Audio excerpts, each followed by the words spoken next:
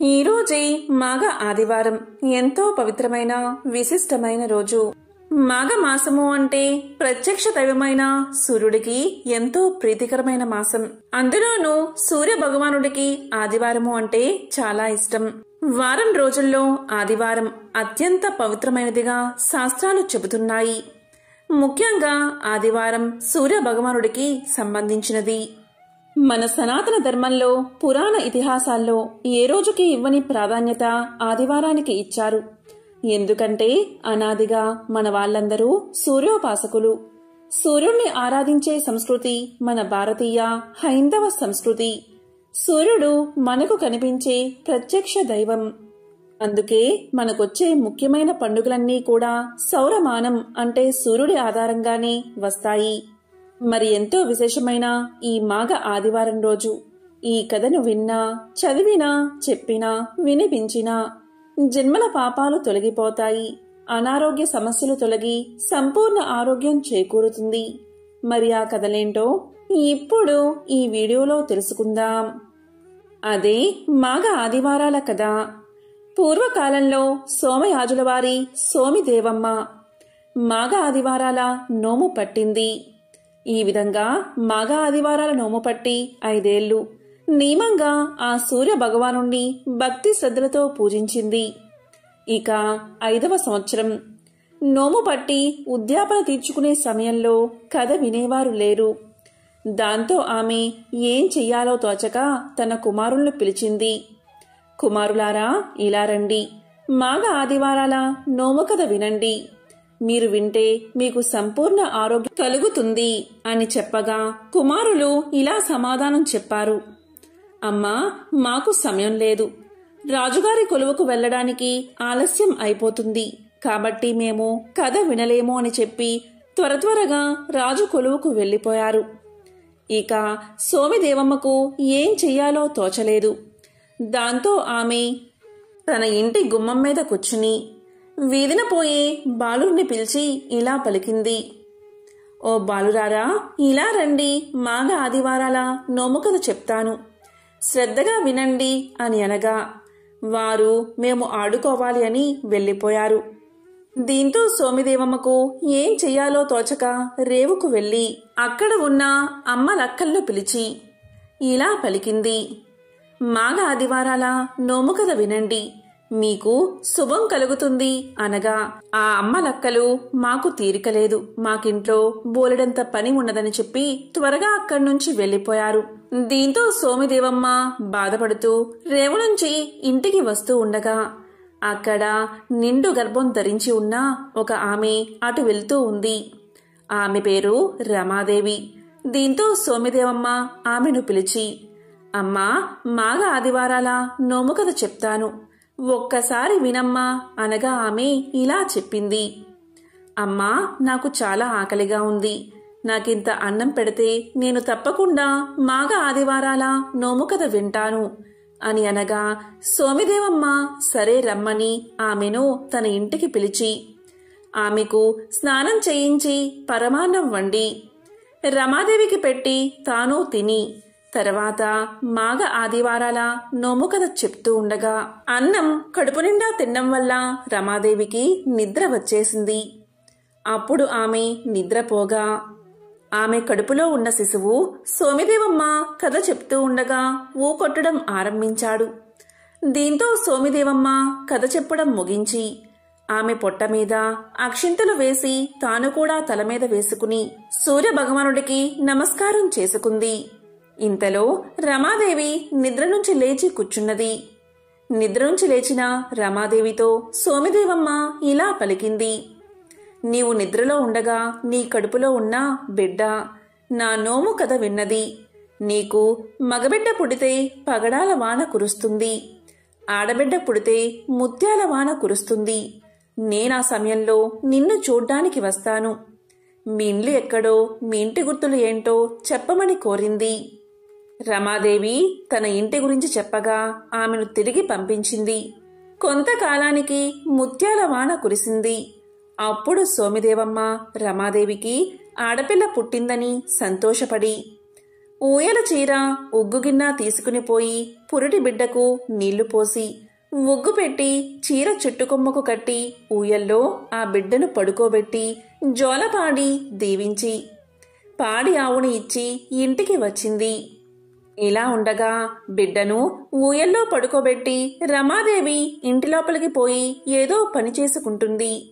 ఆ సమయంలో ఆ మార్గంలో పోతున్న రాజు ఊయల్లో పడుకోబెట్టిన ఆ పసిపాప ఏడుపు విని ఆమె దగ్గరకు వెళ్లి ఆ పసిపాపను చూసి ఆమెకు మహాలక్ష్మి అంశ ఉన్నదని తలచి ఈమె రాజు యొక్క అంతఃపురంలో ఉండవలసిన బిడ్డ అని గ్రహించి రమాదేవి వచ్చినదాకా కాచుకుని కూర్చున్నాడు. రమాదేవి వచ్చాక రాజు ఇలా పలికాడు, అమ్మా, నీవు ఇంకా మా రాజభవనంలో ఉండవచ్చు. నీ బిడ్డను నేను తీసుకుపోతున్నాను. నీ బిడ్డతో పాటు నీవు కూడా రాజభవనంలో ఉండు అని చెప్పి ఆ బిడ్డను తనతో పాటు తీసుకుని పోతూ ఉండగా దారిలో ఎండిపోయిన చెట్లు చిగురించడం మొదలుపెట్టాయి. ఇంకిపోయిన గుంటలు నీటితో నిండిపోయాయి. అలా వెళ్తూ ఉండగా ఎదురైన గొడ్రాలకు బిడ్డలు పుట్టారు. కొన్ని రోజులకు ఆ పాప పెరిగి పెద్దదైనది. ఒక రాజకుమారుడు ఆమెను ప్రేమించి రెండవ భార్యగా వివాహం చేసుకుని అనురాగంగా చూస్తూ ఉన్నాడు. రాజకుమారుని పెద్ద భార్యకు చిన్న భార్యపై అసూయ కలిగింది. దీంతో ఆమె తన దాసీచే చిన్న భార్య యొక్క 7 వారాల నగలు అపహరించి నదిలో ఆ 7 వారాల నగలను పారవేయించింది. కాని ఆ సమయంలో నదిలోని ఒక చేప ఆ నగలు గల బరిణను మింగింది. ఆ చేప జాలరులకు చిక్కింది. జాలరులు ఆ చేపనే తెచ్చి యువరాజు గారికి ఇచ్చారు.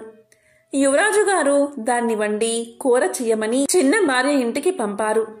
చిన్న భార్య చేపను కోస్తూ ఉండగా బరిన బయటపడి పోయిన నగలు దొరికాయి. ఆ నగలన్నిటినీ ఆమె అలంకరించుకుని రాజుకు కబురు చేసింది. దాంతో రాజు వచ్చి చిన్న భార్య అలంకారం చూసి ఎంతో సంతోషించి నగలు దొరికిన సంగతి పెద్ద భార్యకు చెప్పడానికి అంతఃపురానికి వెళ్లాడు. పెద్ద భార్యకు నగలు దొరికిన సంగతి ఇంతకు పూర్వమే తెలిసి చిన్న భార్యను ఏ విధంగా అయినా చంపాలని తలచింది. ఒకరోజు చిన్న భార్యను విందుకు పిలిచి పాయసంలో విషం కలిపి చంపబోతూ ఉండగా రాజు కూడా భోజనానికి వెళ్లి అది విషపు పాయసమని తెలియక దాన్ని తాగి మృతి చెందాడు. భర్త మరణానికి చాలా దుఃఖించి రాజుతో సగమనం చేయడానికి చిన్న భార్య సిద్ధపడింది. పెద్ద భార్య తాను కూడా సగమనం చెయ్యాలని నిశ్చయించుకుంది. ఇద్దరు భార్యలు సగమనం చేయడానికి వెళ్తూ ఉండగా శ్రీ మహావిష్ణువు వృద్ధ బ్రాహ్మణ రూపంలో వారికి ఎదురు వెళ్లి ఎక్కడికి వెళ్తున్నారు అని అడిగాడు. భర్తతో సహగమనం చేయడానికి వెళ్తున్నామని చిన్న భార్య చెప్పింది. అది విన్న బ్రాహ్మణుడు సౌభాగ్యవతీ భవ అని దీవించాడు. ఇలా పలికాడు, అంత పని జరిపే నీకు కాళ్ళు కడుక్కోవడానికి నీళ్లు ఇచ్చి నీవు కూడా కాళ్ళు కడుక్కో అన్నాడు. దాంతో చిన్న భార్య అలాగే చేసింది. తరువాత మళ్లీ బ్రాహ్మణుడు నాకు దాహానికి నీళ్లు ఇచ్చి నీవు కూడా దాహం పుచ్చుకో అన్నాడు. అప్పుడు చిన్న భార్య ఇలా పలికింది, నా భర్త మరణించి నేను దుఃఖిస్తున్నాను, దాహం పుచ్చుకోవడం ధర్మం కాదు అని పలికింది. అప్పుడు బ్రాహ్మణుడు నీ భర్త ఏమీ మరణించడు, నేను చెప్పినట్లు చెయ్యి అని అనగా చిన్న భార్య అలాగే చేసింది.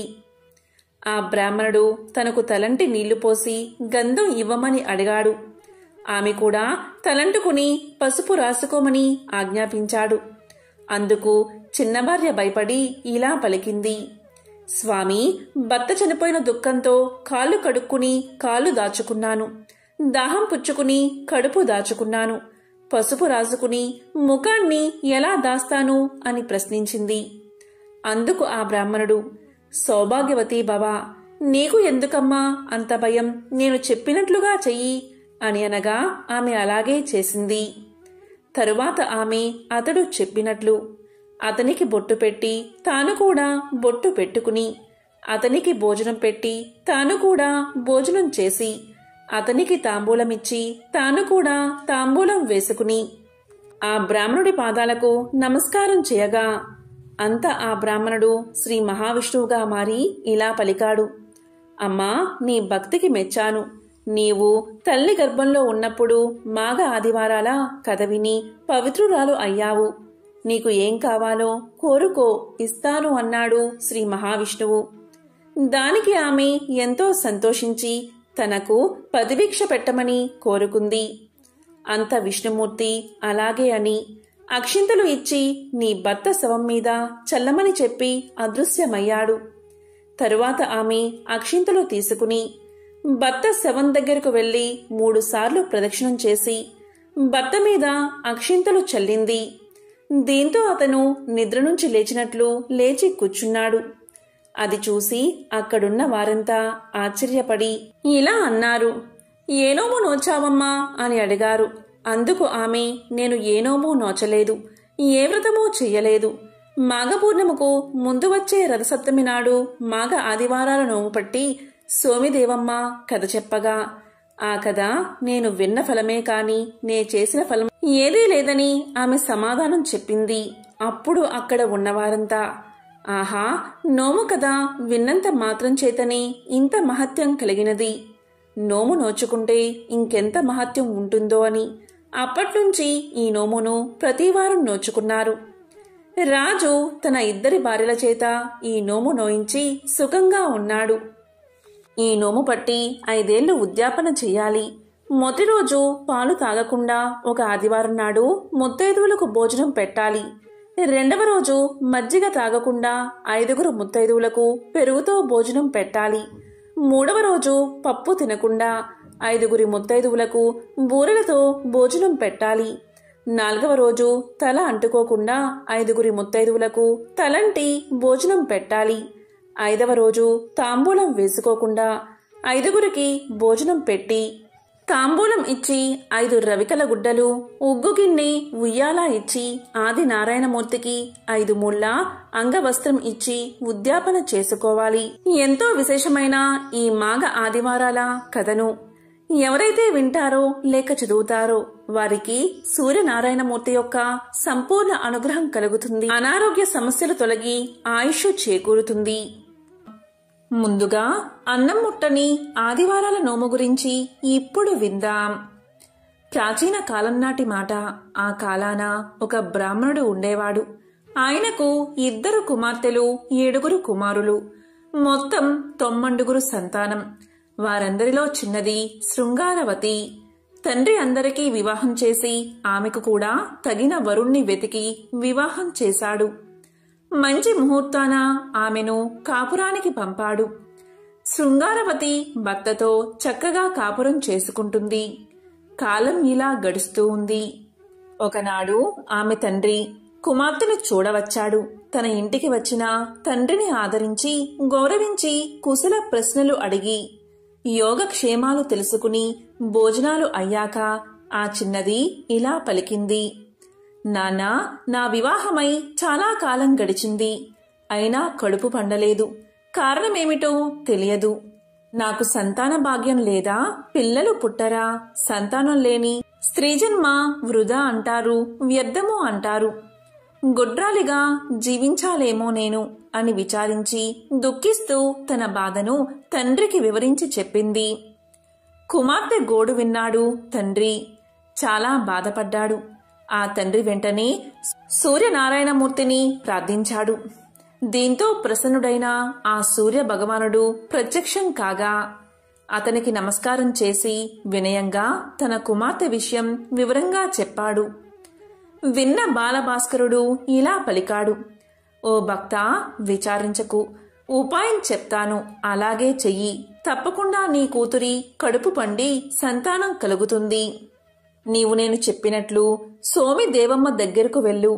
ఆమె 360 నోములు నోచిన పుణ్యాత్మురాలు. నీ కుమార్తె యొక్క విషయమంతా ఆమెకు చెప్పి ఉపాయాన్ని అడుగు. తప్పకుండా ఆమె నీకు ఉపాయం చెప్తుంది. అలా చెయ్యి అని చెప్పి సూర్యభగవానుడు అంతర్ధానమయ్యాడు. దీంతో బ్రాహ్మణుడు సంతోషించి పరమానంద భరితుడై ఆదిత్యుడు చెప్పిన విధంగా తాను తిన్నగా సోమిదేవమ్మ వద్దకు వెళ్లి తన కుమార్తె విషయం చెప్పి కడుపు పండే మార్గం చెప్పమని కోరాడు. అంతా విన్నది సోమి దేవమ్మ. ఆమె కడు పుణ్యాత్మురాలు, ధన్యాత్మురాలు, ఉపకారి, మంచి చేసే స్వభావం కలది. అందుచేత ఆమె చేసిన పుణ్యఫలం నుంచి పూర్ణఫలం ధారపోసింది. వ్రత విధానాన్ని వివరంగా చెప్పింది. దీంతో బ్రాహ్మణుడు సంతోషించి ఇంటికి వెళ్లి తన కుమార్తెను పిలిచి విషయమంతా వివరించి చెప్పి, అమ్మా, నీవు అన్నం ముట్టని ఆదివార వ్రతాన్ని ఆచరించు. దాంతో నీ కడుపు బండి సంతానం కలుగుతుంది అని కూతురికి తెలియచేశాడు. అంతా తండ్రి చెప్పిన ప్రకారం నోము నోచింది కూతురు. వ్రతఫలంగా ఆమె కడుపు పండింది, సంతానం కలిగినది, అభీష్టం నెరవేరినది. ఇదే అన్నం ముట్టని ఆదివారం నోము కదా.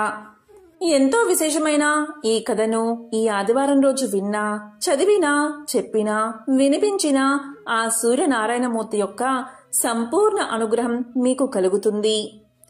ఇక ఆపదలేని ఆదివారపు నోము కథను ఇప్పుడు విందాం. పూర్వకాలం నాటి మాట. ఆ కాలాన ఒక బ్రాహ్మణుడు ఉండేవాడు. అతను బాగా ధనికుడు. సిరి సంపదలకు అతనుకు ఎటువంటి లోటు లేదు. సంతానానికి కూడా లోటు లేదు. చాలా మంచివాడు. స్వ పర భేదం లేకుండా అందరినీ ఆదుకునేవాడు. ఎవరికి ఏ ఆపద వచ్చినా ఆదుకునేవాడు. అందరికీ అందుబాటులో ఉండేవాడు. మంచి మనిషిని, మర్యాద గల బ్రాహ్మణుడని ప్రసిద్ధికెక్కాడు. మితిమీరిన దానాలు చేసేవాడు. ఎవరు ఏమైనా అడిగితే అది ఇచ్చేవాడు. లేదన్నదే లేదు ఆయన నోట. ఇలా కాలం గడుస్తుంది. కొంతకాలానికి అతడు నిరుపేదవాడయ్యాడు. సంపదలు హరించుకుపోయాయి. బాధలు ప్రారంభమయ్యాయి. సాయం అందిన వారే ముఖం చాటేశారు. ఎవరూ కూడా ఆ బ్రాహ్మణుణ్ణి ఆదుకోలేదు. అంతేకాదు, కీడు తలపెట్టారు కూడా. ఇబ్బందుల పాలు చేశారు. మంచికి మన్నన ఉండదు, మర్యాద ఉండదు. మంచివారికి వంచన తప్పదు. మోసం జరుగుతుంది, కుట్రలు జరుగుతాయి. అయినా ఎన్ని బాధలైనా సహించగలరు మంచివారు. కాని మంచివారు మంచిగానే ఉండిపోతారు. పాపం ఒకనాడు ఆ బ్రాహ్మణుడు అష్ట ఐశ్వర్యాలతో తొలదిగినవాడు, కడు పేదవాడయ్యాడు. ఒకసారి ఆ బ్రాహ్మణుడి భార్య కర్మసాక్షి అయిన సూర్య భగవానుణ్ణి, ఓ ప్రభూ, ఏమిటి ఈ వింత?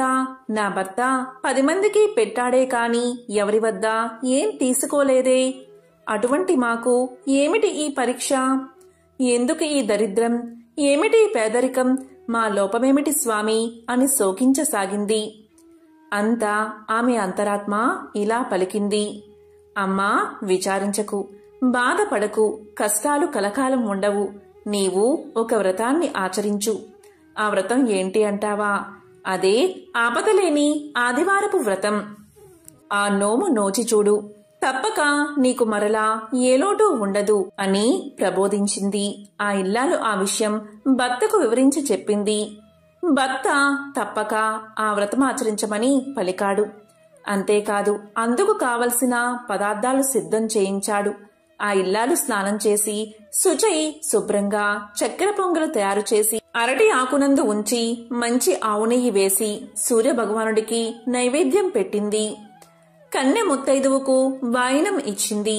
ఈ విధంగా క్రమం తప్పకుండా వరుసగా విధి విధానంగా 12 ఆదివారాలు వ్రతాన్ని ఆచరించింది.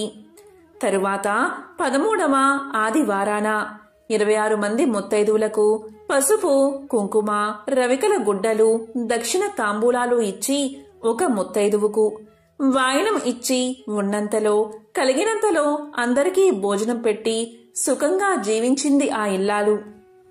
ఈ వ్రతకథను ఎవరైతే శ్రద్ధా భక్తులతో వింటారో వారికి ఇహమందు సుఖ సంతోషాలు, పరమందు మోక్షము సిద్ధిస్తాయి. ఇది ఋషులు చెప్పిన విషయం. పూర్వకాలంలో రాజు కూతురు, ప్రధాని కూతురు తరగని సూర్యభగవానుడి నోము పట్టారు. ప్రధాని కూతురు సంవత్సరం పొడుగునా ప్రతి ఆదివారం తరిగిన కూర తినకుండా ఉంటూ భక్తి శ్రద్ధలతో 13 కొబ్బరికాయలు, 13 రూపాయలు చీరా జాకెట్టు ముత్తైదువులకు వాయనం ఇచ్చేది. అందువల్ల ఆమెకు ఇంటిలో ధనధాన్యాలతో తులతూగుతూ ఉండేది. ఇక రాజు కూతురు తరిగినంత మాత్రాన ఏమవుతుందిలే అని ఏడాది పొడవునా కూరలు తరుగుతూ తరిగినవే తింటూ నోము పట్టింది. భక్తి లేక నియమాలు లేక నోమును ఆచరించింది. అందువల్ల రాజు కూతురుకు పుట్టిన పిల్లలందరూ చనిపోయారు.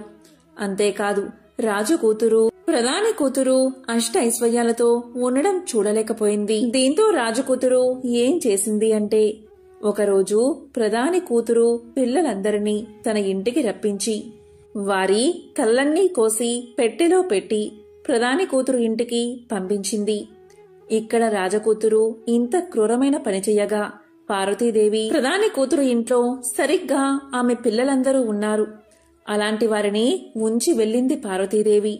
రాజకూతురు పంపిన పెట్టె ప్రధాన కూతురింటికి వచ్చి దాన్ని తీసి అందులో చూడగా తన పిల్లలు ఆడుతూ పాడుతూ బయటకు వచ్చారు. ఇక పార్వతీదేవి ఇచ్చిన పిల్లల్ని చూసుకుని ప్రధాని కూతురు ఎంతో సంతోషించింది. ఇక రాజకూతురు ప్రధాని కూతురు ఇంట్లో ఏం జరుగుతుందో తెలుసుకోవాలని తన దాసీని పంపించింది. దాసి అక్కడికి వెళ్లి వచ్చి ఇలా పలికింది, అమ్మా, ప్రధాని కూతురు గంపెడు పిల్లలతో హాయిగా ఉంది అని చెప్పింది. అది విన్న రాజకుమార్తె ఎంతో బాధపడింది. పార్వతీదేవి గురించి తపస్సు చేసింది. అప్పుడు పార్వతీదేవి ప్రత్యక్షమై ఇలా పలికింది, రాజకుమారి, నీవు నోము నియమాన్ని తప్పావు, అందుకే ఇలా ఉన్నావు. భక్తి శ్రద్ధలతో ఇప్పుడు నోమును ఆచరించు అని తెలియజేసింది. అప్పుడు ఆ రాజకుమార్తె ఆ సంవత్సరం 5 కేజీల బియ్యం, అదేవిధంగా చలిమిడి, పసుపు, కుంకుమ 5 ముత్తైదువులకు వాయనమిచ్చి అక్షింతలు తలపై వేసుకుంది. ఆ వ్రతాన్ని చేయగా రాజకుమార్తె ధన ధాన్యాది బిడ్డలతో హాయిగా జీవితం సాగించింది. ఎవరైతే ఈ నోము కథను వింటారో లేక చదువుతారో వారి జన్మల పాపాలు తొలగి కోటి జన్మల పుణ్యం వస్తుంది. ఆ సూర్యనారాయణమూర్తి యొక్క సంపూర్ణ అనుగ్రహం కలుగుతుంది. పూర్వం ఒకానొకప్పుడు గౌతమ మహాముని శిష్యులతో తీర్థయాత్రలకు బయలుదేరాడు. కృష్ణానదీ తీరాన్ని చేరేటప్పటికి మాఘమాసం వచ్చింది. ఆయన ఆ నదీ తీరంలోనే మాఘమాస వ్రతాన్ని చెయ్యాలని నిశ్చయించుకుని ఒక అశ్వత్థ వృక్షం కింద అంటే రావి చెట్టు కింద నివాసాన్ని ఏర్పాటు చేసుకున్నాడు. మాఘశుద్ధ సప్తమి ఆదివారం వచ్చింది. ఆ రోజు ఆయన అశ్వత్థ వృక్షం కిందకి చేరి మూలతో బ్రహ్మ రూపాయ మధ్యతో విష్ణు రూపిణే అగ్రత శివరూపాయ వృక్ష రాజాయతే నమః అని నమస్కారం చేసి శ్రీ లక్ష్మీనారాయణ స్వామి పూజకు పైన చెప్పిన విధంగా మండపాన్ని ఏర్పాటు చేసి పూజ ఆరంభించాడు. అప్పుడు అక్కడికి ఒక కుక్క వచ్చి మండపానికి ఎదురుగా కూర్చున్నది. శిష్యులు దాన్ని దండాలతో కొట్టి తరిమారు. అది ఒక్క ప్రదక్షిణం చేసి వచ్చి తిరిగి అక్కడే కూర్చుంది. శిష్యులు మళ్లీ మళ్లీ దాన్ని తరిమారు. కాని అది ఇంకో 2 ప్రదక్షిణలు చేసి వచ్చి 3వ ప్రదక్షిణం పూర్తి కాగానే కుక్క ఒక రాజుగా మారిపోయింది. ఆ రాజు గౌతమ ముని దగ్గరకు వచ్చి నమస్కారం చేశాడు. ఆయన, రాజా, నువ్వెవరు? నువ్విలా కుక్క రూపంలో తిరగడానికి కారణం ఏమిటి? నీ వృత్తాంతం చెప్పు అని అడిగాడు. అప్పుడా రాజు ఇలా సమాధానం చెప్పాడు. మునీశ్వరా, నేను కళింగ దేశపు రాజును, చంద్రవంశంలో పుట్టినవాడను. నా నామధేయము జయచంద్రుడు. నేను సకల విద్యా పారంగతుడనే నా దేశ ప్రజల్ని ధర్మం ప్రకారం పరిపాలిస్తూ ఉండేవాణ్ణి. ఎన్నో యజ్ఞాలు చేశాను. గో, భూ, హిరణ్య తిలాది దశదానాలను ఎన్నోసార్లు చేశాను. వేసవి కాలంలో చల్లని పందిళ్లు వేయించి చలివేంద్రాలు పెట్టించాను. సత్రవులు కట్టించి బాటసారులకు అన్నదానాలు చేశాను. చెరువులు తవ్వించి వ్యవసాయానికి స్నానపానాలకు నీటి కొరత లేకుండా చేశాను. అతిథులను అభ్యాగతులను ఆదరించాను. అయినా నేను అహంకారంతో ఒక అపచారం చేశాను. దానివల్లే నాకీ సునక జన్మ వచ్చింది. ఆ విషయం చెబుతాను వినండి. ఒకనాడు ఒక మునీంద్రుడు నా దగ్గరకు వచ్చి ఇలా అన్నాడు. నేనొక యజ్ఞం తలపెట్టాను. దానికి చాలా ధనం, అనేక సంభారాలు కావాలి. అందుకోసం మిమ్మల్ని ధనం అడగడానికి వచ్చానని చెప్పాడు. నేను ఆయనకు సమస్త మర్యాదలు చేసి అలాగే ఇస్తాను అన్నాను. ఆయన సంతోషించి ఇలా పలికాడు. రాజా, ధార్మికుడువైన నీకు కొన్ని ధర్మ సూక్ష్మాలు వివరంగా చెబుతాను, విను. ప్రతి సంవత్సరం మాఘమాసంలో అంటే సూర్యుడు మకర రాశిలో ఉన్నప్పుడు ఉదయం స్నానం, దేవతారాధన, దాన ధర్మాలు, మాఘ పురాణ శ్రవణం చేసిన వారికి 1000 అశ్వమేధ యాగాలు చేసిన ఫలితం వస్తుంది. అందులోనూ మాఘశుద్ధ సప్తమి, దశమి, ఏకాదశి, పూర్ణిమ, బహుళ ఏకాదశి, కృష్ణ చతుర్దశి అంటే మహాశివరాత్రి, అమావాస్య ఈ మాసంలో వచ్చే ప్రతి ఆదివారము కూడా పరమ పవిత్రమైనది. ఈ తిథుల్లో శ్రీ లక్ష్మీనారాయణుణ్ణి, పార్వతీ పరమేశ్వరులను యథాశక్తిగా పూజించిన వారికి కలిగే పుణ్యం ఇంత అని చెప్పడానికి సాధ్యం కాదు. బ్రాహ్మణులే కాక ఇతర జాతులు వారెవరైనా సరే ఈ మాఘమాస వ్రతాన్ని చేస్తే వారికి కూడా ఉత్తమ గతులు కలుగుతాయి అని చెప్పగా నేను అతని మాటలను తేలికగా కొట్టి పారేసి, అయ్యా మునివర్యా, మీరు చెప్పిన ధర్మాలన్నీ నాకు తెలుసు. నేను చేసిన యజ్ఞ యాగాది పుణ్య కార్యాల ముందు ఈ మాఘమాస వ్రతమెంత? మీరు చెప్పిన విషయంలో యథార్థం ఉందన్న సంగతి నాకు తెలుసు. కాని అవి సామాన్యులైన వారికి కాని నా వంటి ధర్మకార్యాలు చేసేవాడికి కాదు.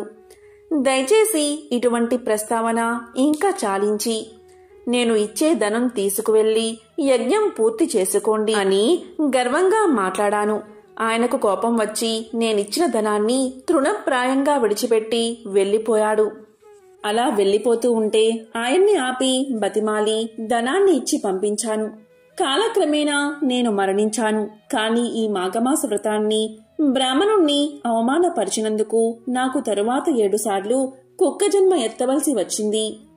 ఇప్పుడు మీరు చేసిన ఈ మాఘవ్రతం చూసినందువల్ల ఈ దేవుడికి, అశ్వత్థ నారాయణుడికి, మహాత్ములైన మీకు 3 సార్లు ప్రదక్షిణ నమస్కారాలు చేసినందువల్ల నాకు పూర్వజన్మ జ్ఞానం, పూర్వపు రాజరూపము లభించాయి. అయితే కుక్క జన్మలో ఉన్న నాకు పూర్వస్మృతి ఎలా కలిగిందో చాలా ఆశ్చర్యంగా ఉంది. దానికి కారణమేమిటో నాకు వివరించండి అని అడగ్గా గౌతమ ముని ఇలా చెప్పసాగాడు. రాజా, నన్ను గౌతముడు అంటారు. వీరంతా నా శిష్యులు. ఈమె నా ధర్మపత్ని అహల్య. నేను తీర్థయాత్రలు చేస్తూ మాఘమాసం వచ్చే నాటికి ఈ కృష్ణా తీరానికి చేరాను. ఇక్కడ మాఘమాస వ్రతం పూర్తి చేద్దామనుకున్నాను. ఈనాడు మాఘశుద్ధ సప్తమి ఆదివారంతో కలిసి వచ్చింది. మహాపర్వదినం. ఈ రోజున మండపంలో సూర్యనారాయణ స్వరూపుడైన శ్రీ లక్ష్మీనారాయణ స్వామిని అర్చిస్తున్నాము. ఈ సమయంలో ఇక్కడికి కుక్కలు, గెద్దలు, కాకులు మొదలైన అవాంఛనీయమైన జీవులు రాకూడదు కదా. అందుకే ఒంటి నిండా దుమ్ము, బురద అంటుకున్న నువ్వు ఈ నైవేద్య పదార్థాలు తినడానికి వస్తే మా శిష్యులు నిన్ను వారి తపోదండాలతో బెదిరించారు. 3 సార్లు దేవుడికి ప్రదక్షిణలు చేసినందువల్ల నీకీ పూర్వస్మృతి కలిగింది. అందుచేత రాజా, ఈ లోకంలో ఏ ధర్మ కార్యాన్ని, పుణ్యకార్యాల్ని అవహేళన చేయకూడదు. 3 సార్లు ప్రదక్షిణం చేసినంత మాత్రం చేతనే పూర్వజ్ఞానం కలిగిందంటే ఇక మాఘమాస వ్రతం చేస్తే కలిగే పుణ్యం ఎంతటిదో ఊహించుకో.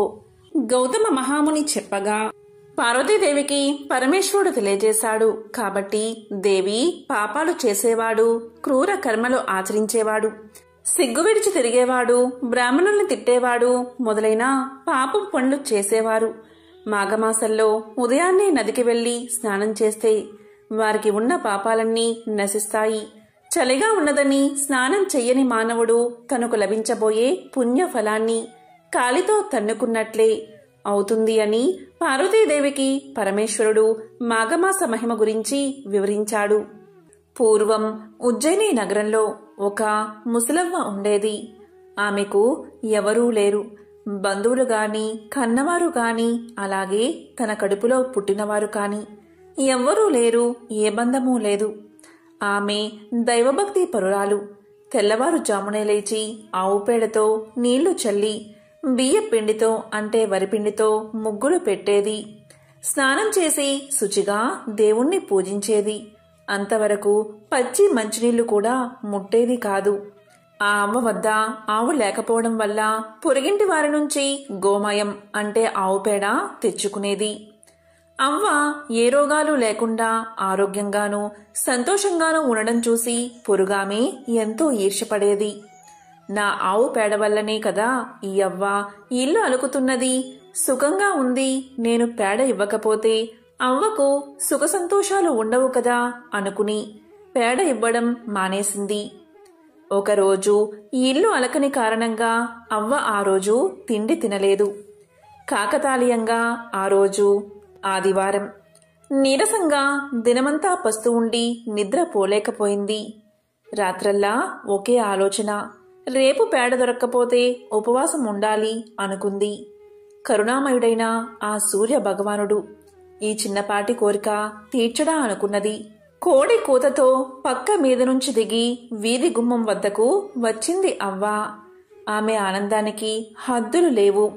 గుమ్మం ముందు ధవల వర్ణంతో మెరిసిపోతున్న ఆవు కనబడింది. అవ్వను చూడగానే పేడ వేసింది. అప్పుడే భాస్కరుడి కిరణాలు నేలమీద పడుతున్నాయి.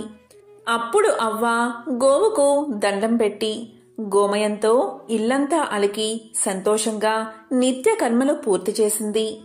ఆవు అక్కడ్నుంచి కదల్లేదు. తను వండుకున్నదే ఆవుకు ముందు పెట్టి తరువాత తాను తింది అవ్వ. రాత్రైనా ఆవు కదల్లేదు. దేవుడే తనకిచ్చాడని ఇంట్లోనే కట్టింది అవ్వ. రోజూ ఆవుకు మేత పెడుతుంది. పొరుగింటామే ఈ ఆవు అవ్వకు ఎవరిచ్చారు?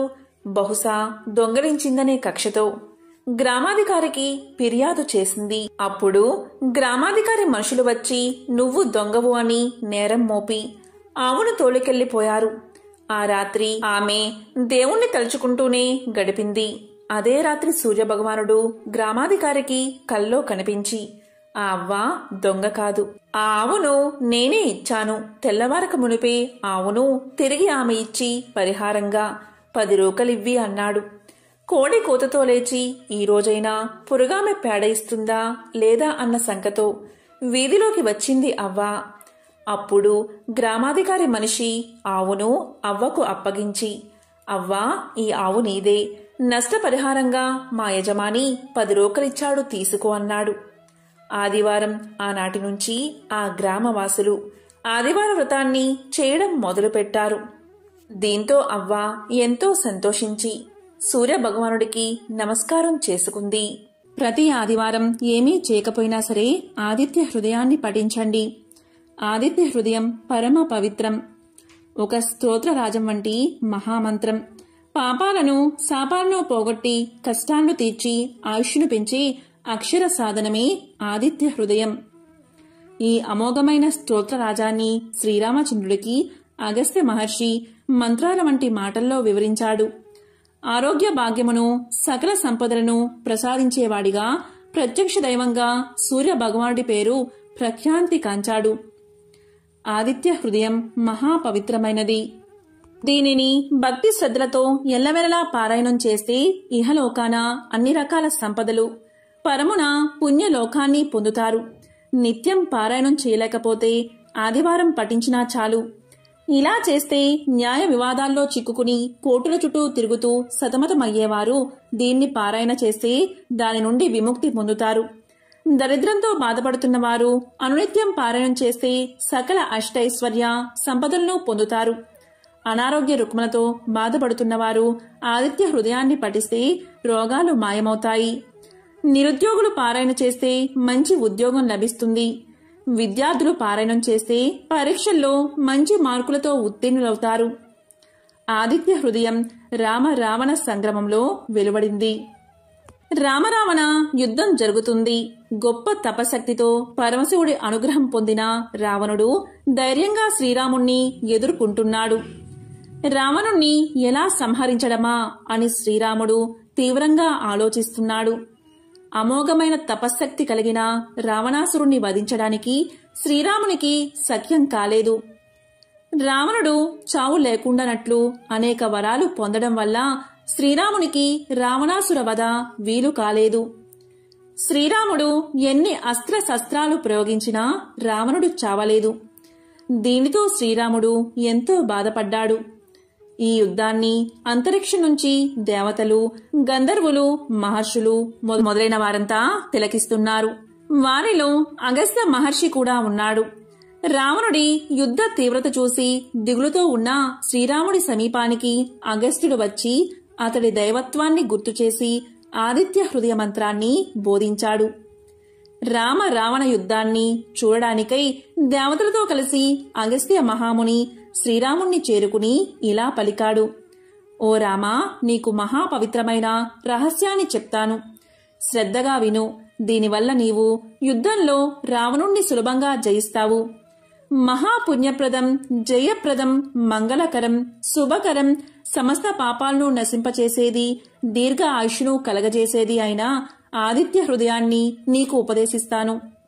దీనిని నీవు భక్తి శ్రద్ధలతో పఠిస్తే యుద్ధంలో సులభంగా విజయాన్ని సాధిస్తావు అని చెప్పి మంత్రాన్ని ఉపదేశించాడు. బ్రహ్మ మొదలైన సమస్త దేవతలు అనగా బ్రహ్మ, విష్ణువు, శివుడు, కుమారస్వామి, 9 ప్రజాపతులు, దేవేంద్రుడు, కుబేరుడు, మృత్యువు, యముడు, చంద్రుడు, సముద్రుడు అను వీరందరూ ఇతనే. పితృదేవతలు, అష్టవసువులు, సాధ్యులు, అశ్విని దేవతలు, మరుత్తులు, మనువు, వాయువు, అగ్ని మొదలగు వారిలో సూర్యుడే అంతర్యామి అయి ఉన్నాడు. బంగారు రూపం గల అందం, గర్భమందు కలవాడు, బంగారంతో సమానమైన అంతఃకరణ కలవాడును, చల్లని వాడవును, శత్రు సంతానములను పోగొట్టువాడును, లోకమునకు వెలుతురు కలగజేయవాడువును, అదితి యొక్క కుమారుడవును, మంచును పోగొట్టువాడవును అయినా నీకు భక్తితో నమస్కరించి స్తోత్రాన్ని చేస్తున్నాను. ఋగ్వేదం, యజుర్వేదం, సామవేదం, అథర్వణ వేదం అనే 4 వేదాల యొక్క సారం అయిన వాడవు. సమస్త వేదాలు నీవే అయిన వాడవు. సముద్ర జలముపై శయనించు వాడవు. దక్షిణాయనమున వింధ్య పర్వతమున సంచరించు వాడవు అయినా నిన్ను భక్తి శ్రద్ధలతో సేవించుచున్నాను అని శ్రీరాముడు పలికాడు. సమస్త నక్షత్రాలకి, గ్రహాలకి అధిపతివైన వాడవును, లోకానికి ఆధారభూతుడవును, స్వర్గం, చంద్రుడు, సూర్యుడు, నక్షత్రాలతో ఉండు ఆకాశం, దిక్కులు, భూమి, సముద్రం అన్నీ నీ వీర్యముచే నిలిచి ఉన్నాయి. ఇంద్రుడు, దాత, భృగుడు, పూషుడు, మిత్రుడు, వరుణుడు, ఆర్యముడు, అర్చిస్సు, వివస్వంతుడు, త్వష్ట, సవిత, విష్ణువు అనే పేరుగల 12 ఆదిత్యులలో అంతర్యామి అయిన నీకు భక్తితో నమస్కారం చేస్తున్నాను. ఈ విధంగా శ్రీరాముడు ఆదిత్య హృదయాన్ని 3 సార్లు పఠించగా ఆ పరమాత్ముడు ఆనందించిన వాడై దేవతలతో కలిసి వచ్చి ఆదిత్యుడు పులకాంకిత శరీరుడై శ్రీరాముణ్ణి చూసి ఇలా పలికాడు. ఓ రామా, రావణుడకు అంత్యకాలం సంప్రాప్తించింది. ఆలస్యం చేయకుండా త్వరపడు అని ఆశీర్వదించాడు. త్వర అనే మాట ఆదిత్యుని నోట వెలువడిన వెంటనే రావణ సంహారం జరిగి లోక కళ్యాణం జరిగింది. బయటి శత్రువునే కాక అంతఃశత్రువులను కూడా అవలీలగా జయించేందుకు ఆదిత్య హృదయం అమోఘమైన అక్షర సాధనమని ఉపదేశించాడు. తాను వెలుగుతూ ప్రపంచానికి వెలుగును ప్రసాదించే భాస్కరుణ్ణి నమ్ముకుంటే ఏమీ లోటు ఉండదు అన్నాడు. సూర్యుడికి గల విశేషనామాలు ఆదిత్య హృదయంలో ప్రస్తావించబడ్డాయి. బ్రహ్మ సృష్టికి మూలం, సమస్త జీవజాలానికి ఉదయగుణం ఇచ్చేవాడు బ్రహ్మ. సకల లోకాలకు సుమాలు కూర్చేవాడు శంకరుడు. మధ్యాహ్న కాలానికి ప్రతీక. జీవనదులకు, పంట పొలాలకు, మానవాళికి శక్తి ప్రదాత మార్తాండుడు. సాయంకాలం విష్ణు రూపం. విష్ణువు సర్వవ్యాపకుడు. సాయంకాలం విష్ణువులా జగత్తుకు తేజస్సును ఇచ్చే లోక బాంధవుడిగా సూర్యుణ్ణి కొలుస్తాం. త్రిమూర్తుల స్వరూపమే శ్రీ సూర్యనారాయణమూర్తి. సూర్య భగవానుడి ఆరాధనకు ఆదివారం ఉత్తమమైన రోజుగా చెప్తారు. జ్యోతిష్య శాస్త్రంలో సూర్య భగవానుణ్ణి గ్రహాల రాజు అంటారు. సూర్య భగవానుడి అనుగ్రహం ఉంటే వ్యక్తి జీవితంలో చాలా అభివృద్ధి చెందుతాడు. అలాంటి వారి ఆరోగ్యం ఎప్పుడూ బాగుంటుంది. అనారోగ్య సమస్యలు తొలగిపోతాయి. జాతకంలో సూర్యుడు బలంగా ఉంటే జీవితంలో సుఖ సంతోషాలు, ఐశ్వర్యం, కీర్తి లభిస్తాయి. అదే సమయంలో సూర్యుడు బలహీనమైన లేదా బాధాకరమైన స్థితిలో ఉంటే వ్యక్తులు తరచుగా అనారోగ్యంతో బాధపడుతూ ఉంటారు. ఏ పని కూడా విజయవంతం కాదు. అయితే ఇలాంటి చెడు దుష్ప్రభావాలకు కొన్ని పరిహారాలు ఉన్నాయి. ఆదివారం రోజు వీటిని ఆచరించడం వల్ల ఆ సమస్యలన్నీ తొలగిపోతాయి. మరి అవేంటో ఇప్పుడు తెలుసుకుందాం. ఆదివారం నాడు ఉదయాన్నే నిద్రలేచి స్నానం చేసి శుభ్రమైన బట్టలు కట్టుకుని సూర్య భగవానుడికి అర్ఘ్యాన్ని సమర్పించాలి. అర్ఘ్యాన్ని సమర్పించేటప్పుడు ఖచ్చితంగా ఓం సూర్యాయ నమః, ఓం వాసుదేవాయ నమః, ఓం ఆదిత్యాయ నమః అనే మంత్రాన్ని జపించాలి. దీంతో సూర్య భగవానుడు త్వరగా ప్రసన్నుడై మీ కోరికలన్నీ నెరవేరుస్తాడు. అలాగే ఆదివారం నాడు ఇంటి బయటి తలుపుకు ఇరువైపులా దేశీ నెయ్యి దీపం అంటే ఆవు నెయ్యితో దీపాన్ని వెలిగించాలి. ఇలా చేస్తే సూర్యనారాయణమూర్తి అనుగ్రహంతో పాటు లక్ష్మీదేవి కూడా ప్రసన్నురాలవుతుందట. దీనివల్ల ఇంట్లో డబ్బుకు కొదవ ఉండదని పురాణాలు తెలియచేస్తున్నాయి. అదేవిధంగా ఆదివారం ఎరుపు రంగు దుస్తులు ధరిస్తే శుభప్రదం. అలాగే ఆదివారం దానం చేయడానికి విశేషమైన రోజు. ఈ రోజు సూర్య భగవానుణ్ణి ప్రసన్నం చేసుకోవడానికి బెల్లం, పాలు, బియ్యం, దుస్తులు దానం చేయాలి. ఇలా చేస్తే మీరు చేసే పనులన్నీ విజయవంతంగా పూర్తవుతాయి. అలాగే ఆదివారం నాడు ప్రవహించే నీటిలో బెల్లం, బియ్యం కలపడం శుభప్రదం. జ్యోతిష్య శాస్త్ర ప్రకారం ఇలా చేయడం వల్ల సూర్యనారాయణమూర్తి యొక్క అనుగ్రహం లభిస్తుంది. నిలిచిపోయిన పనులన్నీ పూర్తవుతాయి. ప్రతిరోజు పూజించడం వీలు కాకపోయినా కనీసం ఆదివారం సూర్య భగవానుణ్ణి పూజించండి. ఆయనకి ఎర్రటి పువ్వులు అంటే చాలా ఇష్టం కాబట్టి ఎర్రటి పువ్వులను సమర్పించండి. అర్ఘ్యాన్ని ఇవ్వండి. అలాగే స్వామిని పూజించేటప్పుడు ఆదిత్య హృదయాన్ని తప్పనిసరిగా పఠించండి. ఇలా చేస్తే అనారోగ్య సమస్యలు తొలగి సంపూర్ణ ఆరోగ్యం చేకూరుతుంది. ఆ స్వామి కష్టాలను తొలగిస్తాడు. ఎంతో విశేషమైన పవిత్రమైన ఈ ఆదివారం రోజు ఈ పరిహారాలను పాటించి స్వామికి సంబంధించిన ఈ కథ విని సకల శుభాలను పొందండి. ఓం సూర్యాయ నమః, ఓం ఆదిత్యాయ నమః, ఓం రవయే నమః.